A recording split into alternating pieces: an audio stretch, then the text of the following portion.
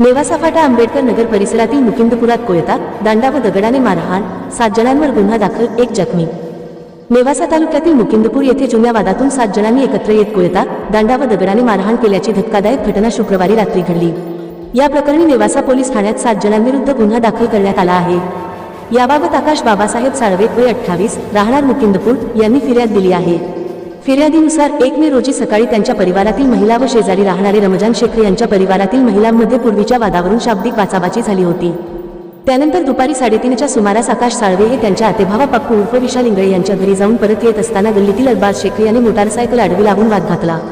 यावेळी दोघांमध्ये पुन्हा बाचाबाची झाली। दरम्यान रात्री 8 वाजण्याच्या सुमारास दोन्ही कुटुंबीय वाद मिटवण्यासाठी विशाल इंगळे यांच्या घरी एकत्र आले होते। त्यावेळी वाद मिटल्याचे दिसत होते। मात्र त्यानंतर सुमारे 9:15 वाजता आरोपींनी संगनमत करून आकाश साळवे व त्यांच्या नातेवाईकांवर कोयता, दांडा व दगडाने तसेच लाथाबुक्क्यांनी हल्ला केला। तसेच जीवे मारण्याची धमकीही दिली।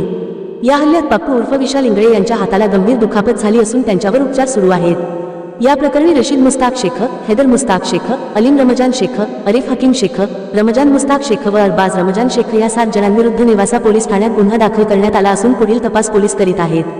राज्यातील आणि देशातील ताज्या आणि विश्वासार्ह बातम्या पाहण्यासाठी नेहमी अपडेट रहा प्रिन्स महाराष्ट्र न्यूज सोबत। राजकीय, सामाजिक आणि देशातील प्रत्येक महत्त्वाची घडामोड सर्वात आधी पाहण्यासाठी आजच prince Maharashtra news YouTube channel subscribe करा।